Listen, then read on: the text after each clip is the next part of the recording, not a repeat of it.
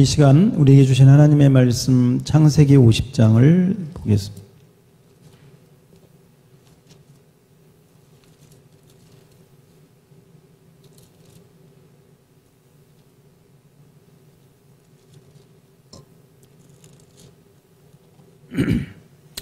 창세기 50장 22절 말씀부터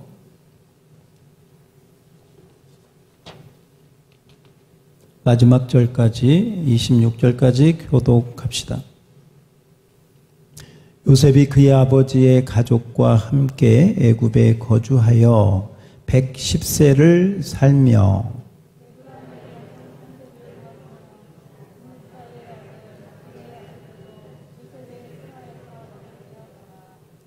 요셉이 그의 형제들에게 이르되 나는 죽을 것이나 하나님이 당신을 돌보시고 당신들을 이 땅에서 인도하여 내사 아브람과 이삭과 야곱에게 맹세하신 땅에 이르게 하시리라 하고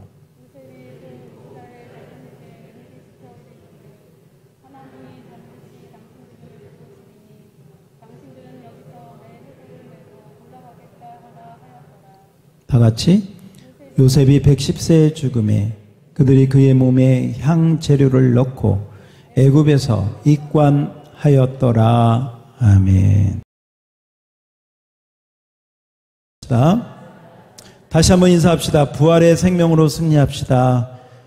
부활의 생명으로 승리합시다. 아멘. 예, 오늘 부활주일입니다. 오늘 설교 제목이 조금 그렇습니다. 같이 읽어봅시다. 시작. 세상에서 가장 크고 긴 장례식. 점점점 돼 있는데 그 점점점에 대한 이야기를 오늘 설교 말씀으로 이제 들으시면 좋겠습니다. 여러분, 부활절날 제가 장례식 얘기를 하는 이유가 있습니다. 왜냐하면 우리가 잘 아는 성경 창세기는 천지창조, 빛이 있으라 이렇게 해서 어마어마하게 정말 거창하게 시작을 합니다. 아무것도 없는 무의 상태에서 빛부터 시작해서 하나님이 천지 만물, 사람, 동물, 바다, 생물 모든 것을 다 창조하는 정말 어마어마한 큰 그 스펙타클이 큰 시작을 하고 있는 거죠. 태초에 하나님이 천지를 창조하셨다. 얼마나 거대합니까? 이렇게 시작된 창세기가 오늘 우리가 읽은 창세기 마지막 절을 한번 보시면 우리 창세기 50장 26절이에요. 이게 마지막 절이에요. 마지막 절 같이 시작. 요셉이 110세의 죽음에 그들이 그의 몸에 향재료를 넣고 애굽에서 입관하였더라. 뭐 하였더라? 천지 만물을 창조했는데 창세기가 뭘로 끝나요? 입관으로 끝나요. 입관.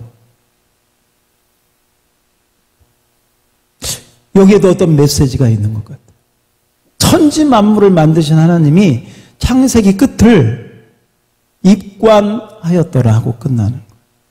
여러분, 입관이 뭡니까? 입관은 장례식 절차 가운데 하나입니다. 입관, 장례식이 다 끝난 거예요? 아직 안 끝난 거예요? 안 끝난 거예요. 입관은 보통 가족들이 보는 앞에서 육신적인 그 돌아가신 분의 시신을 마지막 만나는 그 장례식 절차가 됩니다. 그때 화장도 하고 또 정말 얼굴 한 번, 손 한 번, 마지막 육신을 입고 있는 사랑하는 때로는 부모님, 가족들, 일가 친척들 모습을 마지막 보는 시간이 바로 입관하는 때입니다. 그때 많은 분들이 눈물을 흘리고 이제는 영영이 헤어지나 영영이 이제는 못 보나 하면서 슬픔에 눈물을 흘리기도 합니다.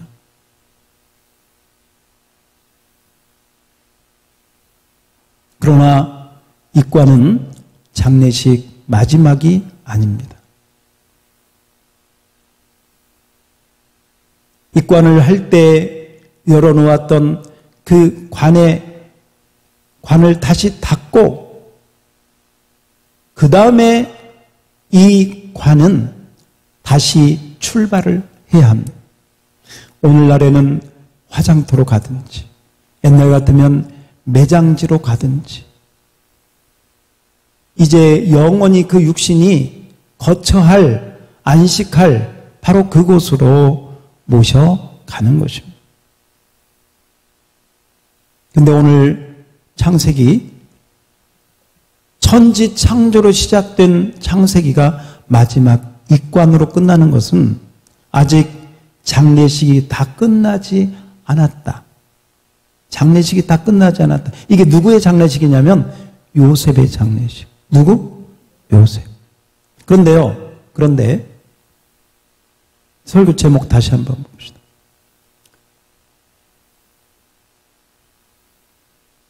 이 요셉의 장례식은 제가 아는 바로는 이 세상에서 이보다 큰 장례식이 없습니다. 또 이보다 오래 걸린 장례식이 없습니다.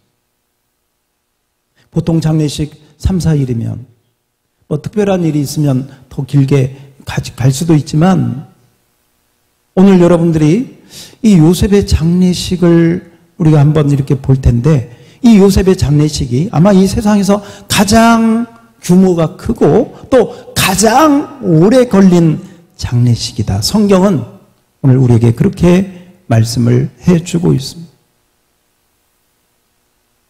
왜 요셉의 장례식이 이렇게 시간이 오래 걸렸을까? 오늘 여러분 창세기 펴놓고 있으시니까 자 50장 24절을 우리 다 같이 한번 읽어봅시다.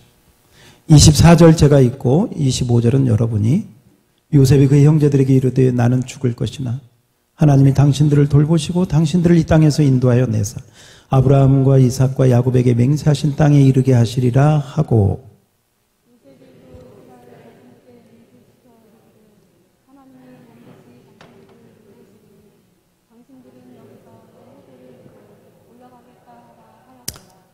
네. 하나님이 반드시 당신들을 돌보시리니 그 말은 여기에 여러분들이 이스라엘 여러분들이 여기 계속 있는 게 아니라 하나님이 도와주셔서 돌보셔서 여기를 반드시 하나님이 인도하신 땅으로 보낼 터이니 그 말이죠. 당신들은 여기서 나갈 때 그 다음에 따라서 해봅시다. 내 해골을 메고 올라가라. 뭘 가지고 가라? 자기 해골을 메고 올라가라. 이상한 유언입니다. 유언도 이런 유언이 있을까 싶습니다. 장례식을 잘 마쳐라, 뭐 믿음대로 살아라 이런 유언은 있을 수 있는데 요셉의 유언은 이상한 유언이에요. 내 해골을 준비했다가 언젠가는 떠날 텐데 떠날 때 내 해골을 가지고 올라가라. 이렇게 하고요. 맹세시켰어요. 맹세는 반드시 지켜야만 되는 거예요. 왜 요셉은 어쩌면 이런 해괴망측한 유언을 했을까? 요셉은 애굽에서 총리를 했기 때문에 만약에 애굽에서 장사를 제대로 지냈다면 어마어마한 호화롭게 장사를 지냈을 것입니다. 지금 있는 피라미드 가운데 하나가 요셉의 피라미드가 될 수도 있어서 요셉이 얼마나 공을 많이 세우고 바로 다음에 총리 대신이 되었습니까?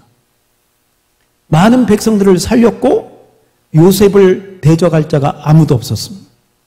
그런 요셉이 이 세상을 떠날 때 만약에 이집트의 애굽의 국가장으로 장례식을 한다면 정말 호화롭게 어마어마하게 얼마나 큰 무덤을 만들 수도 있었을 것입니다. 그런데 요셉은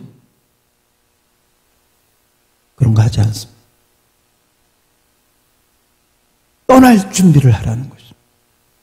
당신들이 여기를 떠날 텐데 떠날 때 내 이 육신을 나의 육신이 썩어서 뼈만 남고 해골만 남는다고 해도 그 해골을, 그 뼈를 애굽에 놓지 말아라.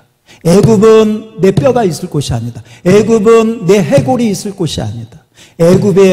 애굽에서 나갈 때 내 해골을, 내 뼈를 메고 당신들 하나님이 보내주는 땅으로 가야 한다라고 유언을 남긴 것입니다. 이 유언을 이스라엘 백성들은 다 받들게 되어집니다. 사실 요셉은 애굽에 들어가서 아버지 야곱과 그 형제들까지 다 돌봤습니다. 그리고 요셉 자신도 거기서 자녀를 낳고 에브라임, 므낫세, 또 스라의 손자, 소녀들 낳고 그곳에서 정말 어쩌면 안락한 생활, 총리로서 대우받으면서 부귀영화를 누리면서 자신도 번성하고 또 형통하게 살았습니다. 그런데 여러분, 요셉은 애굽을 자기의 최종 정착지로 생각하지 않았습니다. 비록 요셉이 나이가 들어서 110세에 죽는다 할지라도 요셉은 자기가 이곳에서 묻혀 있을 곳이라고는 생각하지 않았습니다. 애굽을 자기 무덤의 장소로 생각하지 않았다는 것입니다. 요셉은 죽으면서도 하나님이 인도하실 그 땅, 우리가 알고 있는 가나안, 그 땅을 마음에 두고 있었습니다. 자기 뼈는, 자기 무덤은 여기에 있을 것이 아니라 내 뼈는, 내 무덤은 가나안으로 가야 된다는 생각을 가지고 있었다는 것입니다. 여러분, 이것은 우리가 신약 성경을 기록한 히브리서 기자의 그 믿음을 우리가 보면 이 히브리서 기자는 왜 요셉이 이렇게 했는가를 우리에게 말씀해 주고 있습니다. 자, 히브리서 11장 22절을 우리 같이 읽겠습니다. 같이 읽습니다. 시작. 믿음으로 요셉은 임종시에 이스라엘 자손들이 떠날 것을 말하고 또 자기 뼈를 위하여 명하였습니다. 아, 뭐가 있었다? 믿음이 있었다. 따라서 합시다. 믿음으로. 저와 여러분에게도 믿음이 있기를 축원합니다. 믿음으로 이 요셉은 자기가 있을 곳이 애굽이 아니라 자기가 있을 곳은 가나안이라고 하는 것을 믿음으로 명령하고 믿음으로 유언했고 믿음으로 그 말을 이스라엘 백성들에게 부탁하였다 하는 것입니다. 그것은 요셉은 어쩌면 부귀영화 모든 것을 다 이 세상과 같은 애굽에서 누렸지만 이 애굽이 전부가 아니고 이 세상이 전부가 아니고 이 세상에서 최고의 부귀와 최고의 번영을 누렸지만 이 세상의 소망을 여기에다 두지 않고 요셉의 최종 소망의 정착지는 가나안, 하나님이 약속한 바로 그곳을 바라보았다는 것입니다. 그 하나님이 약속한 그 가나안을 바라본 그 요셉의 믿음으로 그렇게 했다는 것입니다. 여러분, 저와 여러분에게도 부활의 믿음 있어야 될 줄로 믿습니다. 우리가 언젠가는 이 세상을 떠날 때 여러분의 자녀들에게 우리가 어떤 유언을 남길 수 있겠습니까? 형제간에 우애라, 싸우지 말고 그런 유언 할 수 있겠죠. 그러나 빼놓을 수 없는 유언이 뭐냐? 믿음의 유언인 줄 믿습니다. 예수 잘 믿어라 유언해야 될 줄 믿습니다. 천국에서 다시 만나자 이 가나안의 유언을 우리도 해야 될 줄 믿습니다. 여러분의 자녀들이 믿음이 있든지 없든지 교회 생활 하든지 안 하든지 여러분이 마지막 그 유언은 자녀들 가슴에 새겨집니다. 내가 지금 교회를 안 다닌다 할지라도 우리 부모님이 천국에서 만나자고 했는데 천국에 가서 만나려면 내가 믿음 생활해야 되잖아. 내가 교회 다녀야 되잖아. 내가 예수 믿어야 되잖아. 이런 생각이 들지 않겠습니까?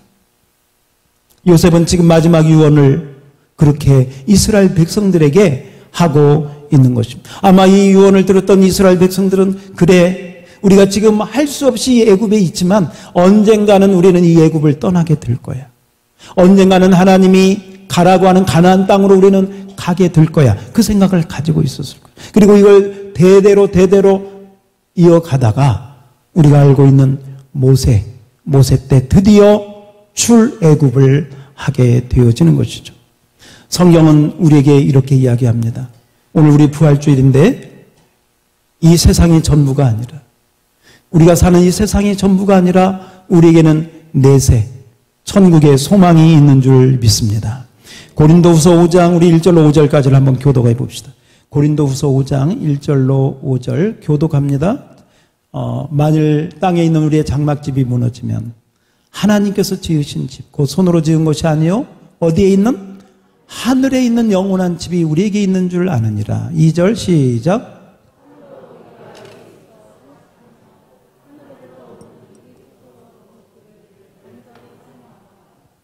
이렇게 입으면 우리가 벗은 자들로 발견되지 않으려 함이라.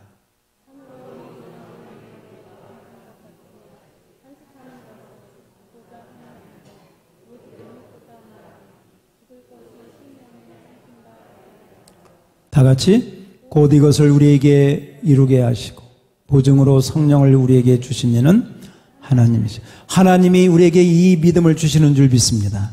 우리 육신의 장막집이 벗겨지면 이 장막을 벗으면 땅으로 들어가는 것으로 끝나지 않고 사람이 짓지 않는 하나님이 지은 영원한 천국으로 우리를 데려가신다 말씀하고 있는 줄 믿습니다. 부활의 소망을 말씀해 주고 있는 것이죠. 예수 믿는 사람과 믿지 않는 사람의 가장 큰 차이가 무엇이냐? 바로 부활에 대한 것입니다. 어떤 사람은 부활을 믿지 않습니다. 어떤 사람은 부활을 유전자 조작이나 과학이 발달해서 잘하면 어떻게 되리라고 말하는 그런 헛된 과학자들도 있습니다. 그러나 성경은 예수의 부활 외에는, 예수의 생명으로 부활한 것 외에는 다른 부활이 없다고 우리에게 가르쳐 주고 있습니다. 오늘 이 요셉의 유언을 받고 드디어 이스라엘 백성들이 애굽에서 떠날 때가 오게 되었습니다.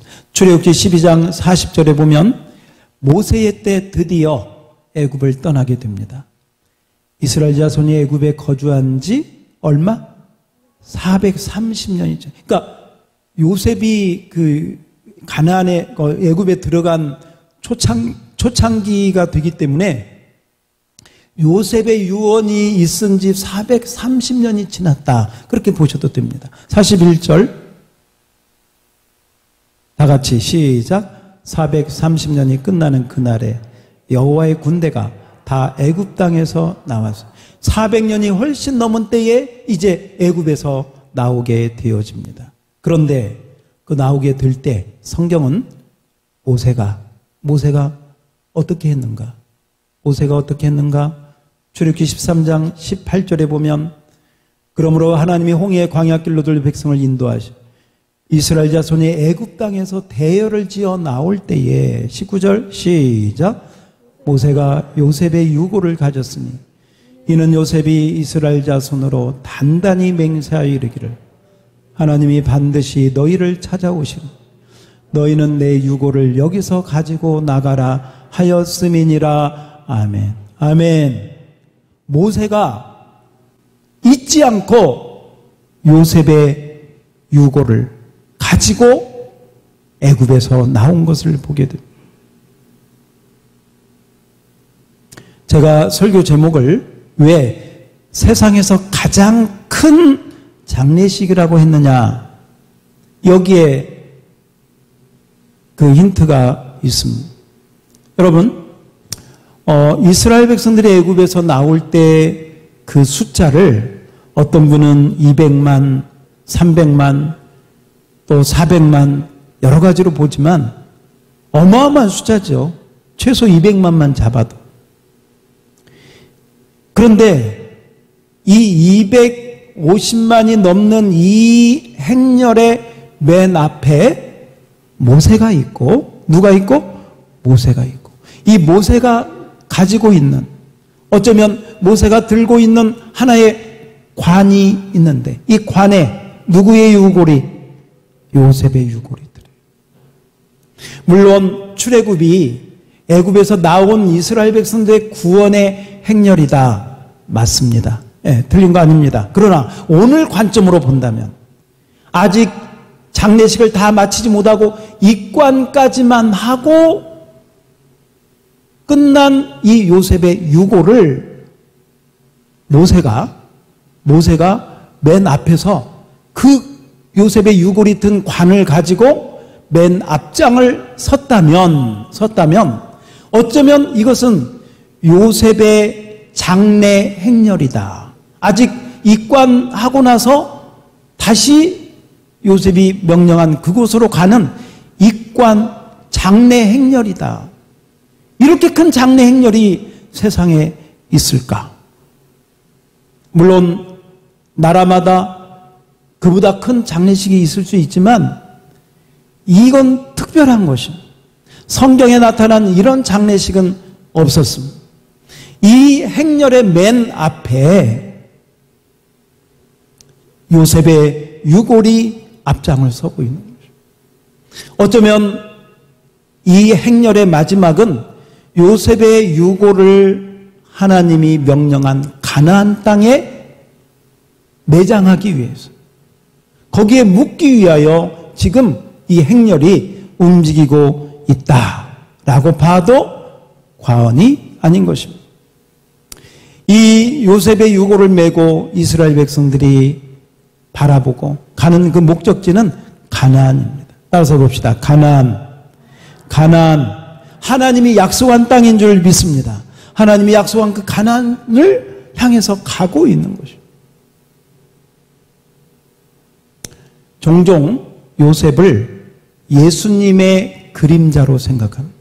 구약 성경 가운데 예수님하고 가장 가깝게 닮은 사람이 있다면 누굴까? 요셉을 많이 떠오릅니다. 요셉은 죄 없이 팔렸습니다. 고난을 당했습니다. 그러나 하나님이 그를 높여주셨습니다. 돈 받고 팔리고 누명 쓰고 감옥에 가고 그러다가 다시 총리가 되고 이 모든 부분에서 또 요셉이 또 형들을 다 용서해 주지 않습니까? 그런 면들을 보면서 요셉을 예수님의 그림자라 이렇게 보기도 합니다. 그런 면에서 여러분 요셉을 예수님의 그림자로 본다면 어쩌면 우리들은 이스라엘 백성들은 가나안으로 가는 장례 행렬을 요셉의 해골을 앞세우고 갔다면 우리는 지금 따라서 합시다. 예수의 생명 부활이요 생명이신 예수의 생명을 앞세우고 우리는 영원한 가나안 천국을 향해서 가고 있는 줄 믿습니다. 그렇습니다. 요셉의 유골을 메고 가나안으로 가는 구약의 이야기는 어쩌면 예수의 생명, 예수의 부활의 그 믿음을 가지고 예수님을 앞세우고 우리는 지금 천국의 영원한 가나안 천국길을 가고 있는 것이 오늘 이 자리에 있는 저와 여러분이 되는 것입니다. 오늘 주님은 우리에게 말씀하십니다. 나는 부활이요 생명이니 나를 믿는 자는 따라서 합시다. 죽어도 살겠고 아멘. 죽어도 다시 살 줄 믿습니다. 살아서 믿는 자는 영원히 죽지 않을 줄도 믿습니다. 그러므로 여러분 우리는 우리가 있을 곳은 애굽이 아니다. 요셉처럼 우리의 뼈를 묻을 곳은 이 세상이 아니다. 우리가 있을 곳은 우리가 영원히 있을 곳은 이 세상 이 땅이 아니다 라고 하는 것입니다. 예수님의 무덤은 비어 있습니다. 예수님의 무덤은 비어 있습니다. 저와 여러분의 무덤도 앞으로 비어 있을 것입니다. 왜냐하면 주님의 부활의 생명이 역사하기 때문에 그렇습니다. 그런데 여러분 문제가 생겼습니다. 어떤 문제가 생겼느냐? 이 요셉의 유골을 가지고 갔던 모세가 가나안에 들어가지 못했어요. 큰일 났습니다. 그 모세가 유골을 가지고 나왔는데 가나안에 들어가지를 못했습니다. 신명기 34장 9절, 45절, 34장 45절에 보면 이에 여호와의 종 모세가 여호와의 말씀대로 어디에서 죽어요? 모압 땅에서. 가나안까지 가야 되는데 그 지난주에 반석 치는 그 사건 때문에 들어가지 못했습니다. 그런데 아마 모세가 여호수아에게 또 다른 그 사람들에게 부탁한 것 같습니다. 결국에 여호수아 시대에 요셉의 장례식이 끝나게 됩니다. 여호수아 24장 32절을 봅시다. 여호수아 24장 32절. 자, 천천히, 이거 중요한 대목이니까요. 천천히 한번 읽어봅시다. 여호수아 24장 32절 시작. 또 이스라엘 자손이 애굽에서 가져온 요셉의 뼈를 세겜에 장사하였습니다. 이곳은 야곱이 베크시타를 주고 세겜의 아버지 하몰의 자손들에게서 산 밭이라. 그것이 요셉 자손의 기업이 되었더라. 아멘. 드디어 가나안의 세겜이라고 하는 곳에 요셉의 뼈를 장사했습니다. 이 장사하는 데까지 시간이 얼마 걸렸느냐? 가히 500년이 걸렸습니다. 500년 걸린 장례식 들어본 적이 있습니까? 그래서 어쩌면 세상에서 가장 크고 가장 오래 걸린 장례식. 누구의 장례식? 요셉의 장례식. 그런데 이 요셉의 장례식이 우리에게 주는 메시지가 있다는 것입니다. 괜히 오래 걸린 것이 아니다. 괜히 애굽 땅에서 묻지 말라고 한 것이 아니다. 괜히 요셉이 내 해골을 메고 올라가라고 한 것이 괜히 그런 것이 아니다. 왜? 가나안, 영원히 우리가 있을 곳에 대한 소망을 하나님은 요셉을 통해서 우리에게 말씀해 주시는 줄 믿습니다. 우리가 묻힐 곳은 이 세상이, 우리가 영원히 있을 곳은 바로 가나안, 저 천국이 우리가 영원히 있을 곳이다 라고 말씀해 주는 것입니다. 그래서 요셉은 그 소원대로 애굽에 묻히지 않고 가나안에 묻히게 됩니다. 그 시간이 500년이 걸렸는데도 그의 유언대로 또 그의 부탁대로 하나님 말씀대로 이루어지고 있다는 것을 성경은 우리에게 똑똑하게 기록해 주고 있습니다. 이 요셉이 묻히기 원했던 그 가나안이 어디일까요? 천국인 줄 믿습니다.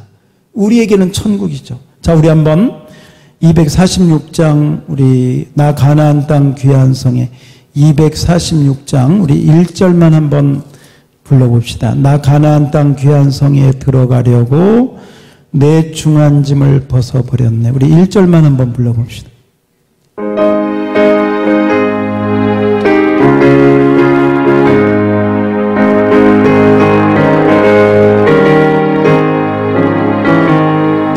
나 가나안 땅 귀한 성에 들어가려고 내 무거운 짐 벗어버렸네. 죄 중에 다시 방황할 전혀 없. 저 생명시내가에 살겠네. 길이 살겠네. 나 길이 살겠네. 저 생명시내가에 살겠네. 길이 살겠네. 나 길이 살겠네. 저 생명시내가에 살겠네. 아멘. 요셉이 그토록 가기 원했던 그 가나안 땅, 저와 여러분도 가야 될 줄 믿습니다. 바로 그 가나안 땅은 더 이상 눈물도 고통도 아픔도 없는 영원한 하나님이 계시는 바로 그 땅, 바로 그곳이 영원한 하나님의 나라, 하늘나라가 되는 것입니다. 우리는 어떻습니까? 여러분은 무엇을 바라보고 삽니까? 요셉은 애굽의 총리로 살았지만 애굽만 생각하지 않았습니다. 총리가 전부인 줄 생각하지 않았습니다. 애굽에서 누리는 그 부귀영화가 전부로 생각하지 않았습니다. 요셉의 궁극적인 소망은 가나안 하나님이 약속한 그 기업에 있었습니다.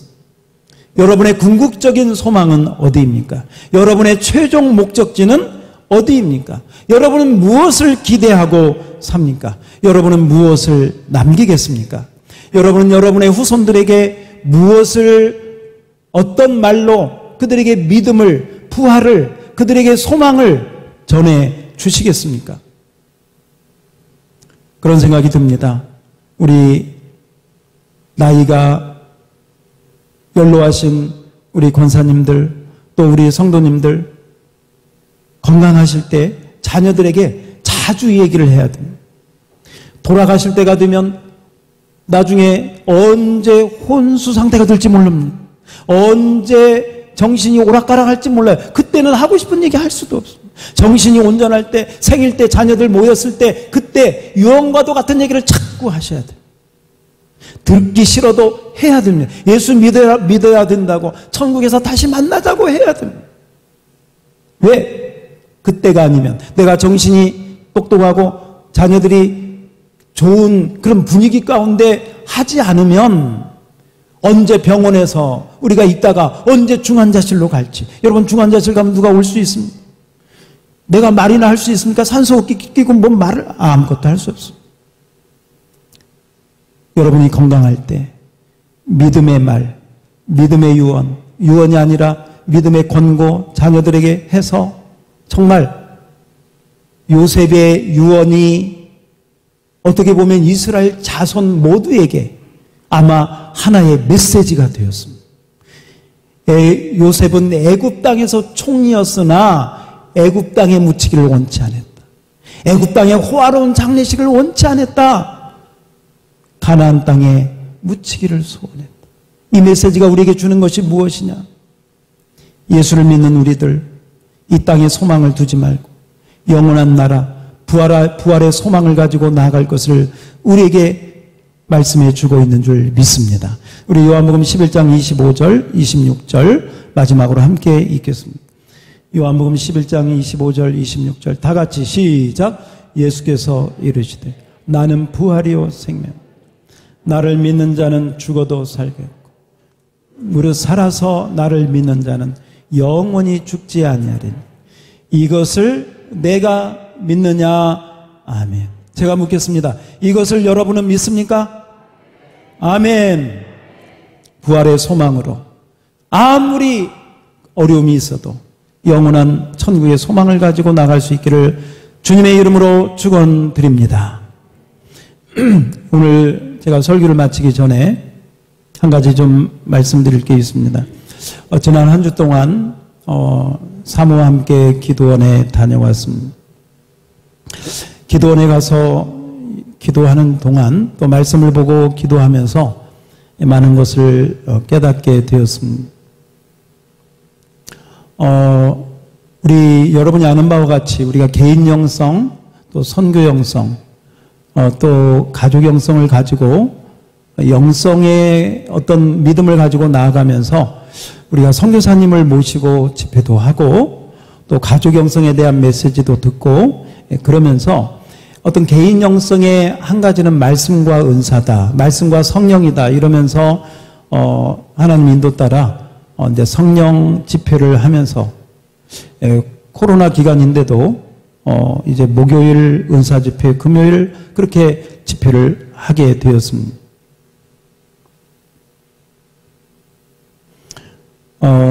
이전에도 그런 적이 있는데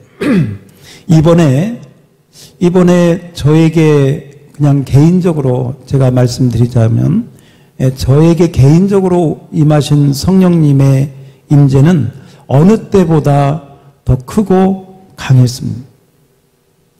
거의 한 달을 넘게 제가 2시간, 3시간밖에 잠을 못 자고 계속 기도를 시켰고 계속 말씀을 주셨습니다. 그 가운데 굉장히 제가 좀 좋게 말하면 성령 충만인데 또 좀 부정적인 면으로 본다면 이런 부분들이 절제가 잘 되지 않았습니다. 그런 가운데 목금 집회를 하게 되었고, 여러분들도 보셨다시피 원근 각처에서 또 목사님들도 열 몇 분 오셔가지고 함께 은혜도 받고, 그러면서 또 우리 성도들 가운데 은사적인 부분들도 열리면서 이렇게 진행이 은혜롭게 되었습니다. 그 가운데서 제가 말씀을 보면서 고린도전서 14장 40절에 보면 모든 것을 품위 있게 하고 질서 있게 하라. 모든 것을 품위 있게 하고 질서 있게 하라. 이런 말씀을 새롭게 보게 되었습니다. 은사들이 이렇게 나타나면서 초신자에게도 은사가 나타나고 또 사모하는 자에게도 나타나고 이러면서 제가 각각에 따라 그 은사적인 부분에 지도와 또 신중함과 또 절제와 이런 것들을 초신자나 아니면 우리 권사님들이나 또 신앙생활 하신 분들이나 이렇게 그 부분들을 분류해서 잘 지도했어야 되는데 제가 그러지를 못했습니다.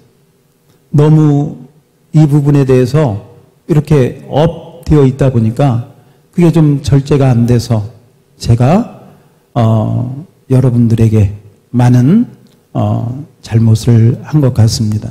그래서 제가 설교 중에 또 품위 있게 해야 되는데 은혜스럽지 못하게 그렇게 했던 부분들도 여러분들에게 사과드립니다. 그리고 그로 인해서 상처를 받은 분들에게 제가 죄송하게 생각합니다. 이번에 기도원에 가서 기도하면서 성령님께서 이런 부분들을 저에게 책망하시고 우리 성도님들에게 사과하도록 말씀해 주셨습니다. 질서 있게 제가 하지 못했고 품위 있게 하지 못했습니다. 용서해 주시기 바랍니다. 이로 인해서 뭐 여러 가지 많은 말들도 있는 것을 압니다. 그러나 기도할 뿐입니다.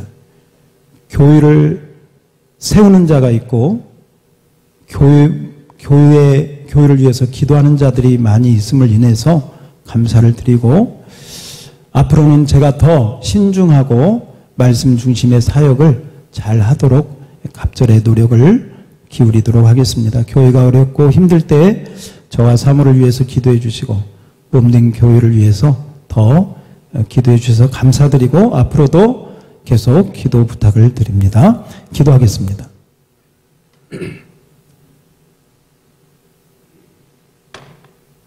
하나님 아버지, 요셉의 장례식, 세상에서 가장 크고 가장 오래 걸렸던 장례식, 그 장례식을 통해서 하나님이 우리에게 주시는 메시지가 무엇인지 살펴보았습니다.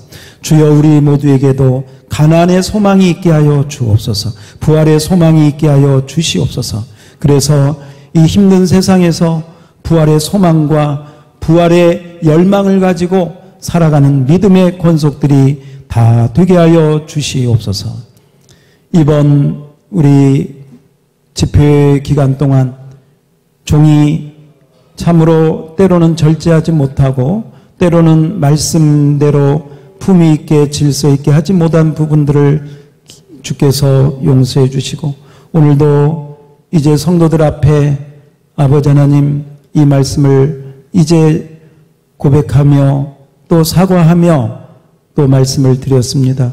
성령님 한 사람 한 사람 때로는 상처받은 자들에게 위로해 주시고 또한 교회가 어려울 때 교회를 위하여 기도하고 있는 종들에게 은혜를 더하셔서 오늘 부활절인데 부활의 생명과 부활의 소망을 가지고 우리 교회가 새롭게 나아갈 수 있도록 큰 은혜를 베풀어 주시옵소서. 우리 구주 예수 그리스도 이름으로 감사하며 기도드리옵나이다. 아멘.